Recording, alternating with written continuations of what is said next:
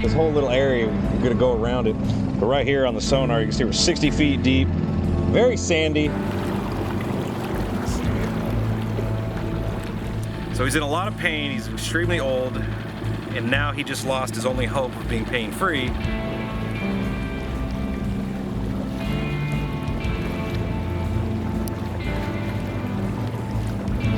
There's this one spot that from the aerial map, it looked like a perfect place for somebody just to jump the car right up into the lake.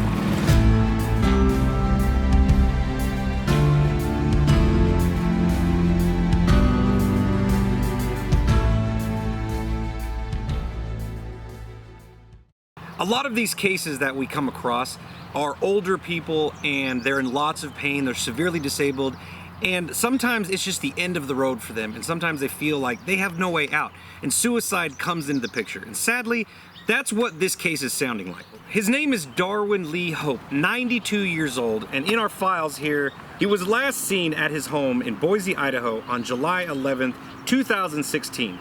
He left his money and hearing aids behind at home and has never been heard from again. He may be driving a silver 2003 Pontiac Bonneville with the Idaho license plate number 1 Alpha 7 478 Foxtrot. So we're here in Boise, Idaho, like I said, and there's two places we're gonna check. One is the river right behind me, the Snake River, and this is like right below the dam. This section runs along the road, and who's to say they didn't just drive by and just kind of drive into the river? We don't know for a fact. There are barricades. This is a very unlikely spot that he could be, but we're gonna check it out. The second spot is above the dam in the lake itself. There's a few boat ramps in that area. We're gonna check those areas really good. Clear the boat ramps so we know for a fact that he didn't drive in those locations either.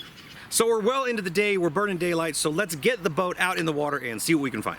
If you guys think we're doing a great job and you'd like to donate and join the team in a way, there's all kinds of links in the description down below. You can donate $1, you can donate 100, whatever you want. You can also become a channel member. And if money's tight, that's no big deal. Just subscribe to the channel, watch the video, give me a thumbs up, and leave a comment to keep me motivated to keep on looking for missing persons. Let's get the gas turned on. It was a 5, 6, 7. Oh! Purring like a kitten. So if there was a car here, we should be able to find it really quick. It's already 8 feet deep. Let's just go out to that orange buoy there and see if anything's laying around. Shooting 100 feet each way. So we're covering a lot of ground. Water is 58 degrees. That's cold. Like when was this again? 2016, September. So I mean, in all reality, that's not that long ago.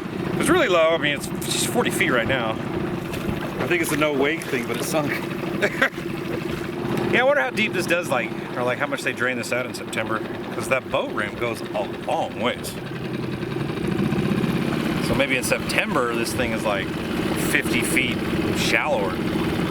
It's like the car right now could be at 100 feet. So that's the end of the boat ramp. 55 feet.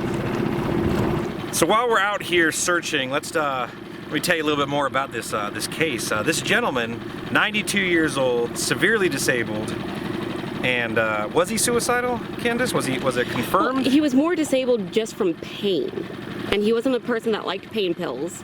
So he's in a lot of pain, and he wasn't treating it, so that could drive him. And he got denied, I think it was the day before, for his surgery that was supposed to help the pain. They had to put it off for a bit, and he was very upset about it. So he's in a lot of pain, he's extremely old, and now he just lost his only hope of being pain-free. And the other thing I heard was he has 2 kids, 2 boys, right? He had more than 2, but there were 2 suspected. The 2 that were mainly involved.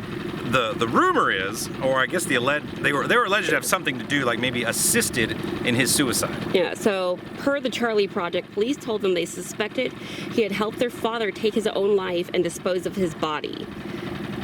Both sons deny it.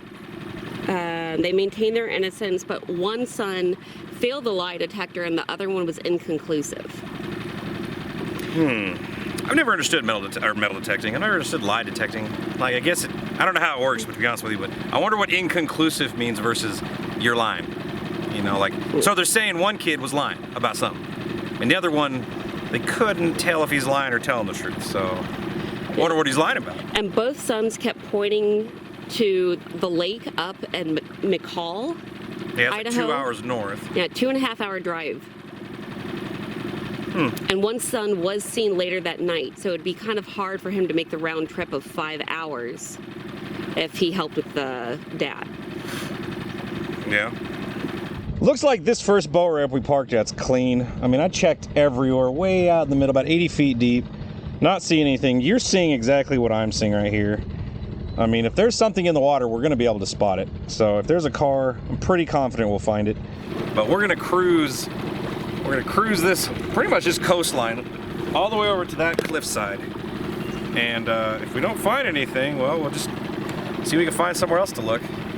But how close was this place to his house? 14-minute drive at the beginning of that other boat ramp. Yeah, that's a lot closer than, you know, the 2.5 hours. 2.5 hours one way. Now you said they searched that, right? Like that McCall. The article that was written about a year later hinted at the fact that that was searched and that they did an air search of the area. Oh, that could be nothing.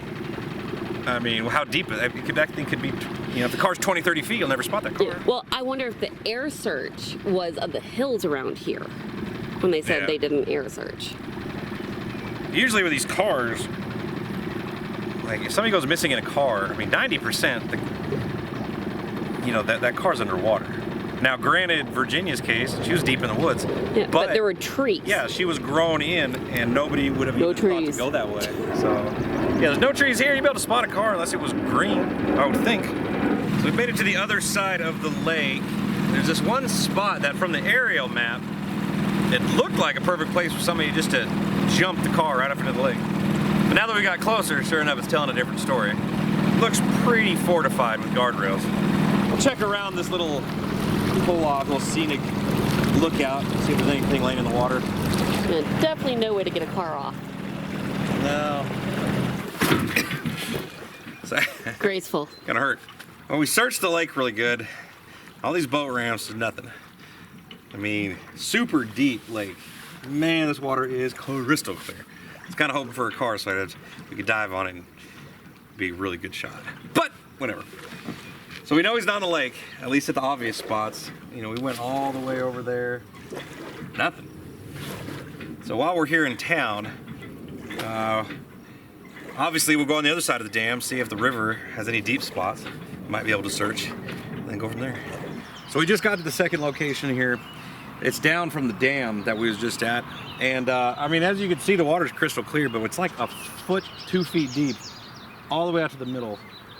And I mean, besides the fact it's gated here, if they would have somehow gotten their car and flew through this way, there would be a sign. And you gotta be going really fast to get out there to the deeper spot. And I mean, that's like, I mean, it's deep.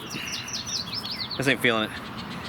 I'm feeling honestly, that they may have went to that lake that he was comfortable at somehow. Cause like, it's gotta be somewhere secluded, easy access at night. It seems like all these places around here are fortified. You know, there's state parks, they're gated, there's cameras everywhere. We're near a dam, I mean, there's cameras everywhere. I don't think we're in the right spot. So the search continues for Mr. Hope.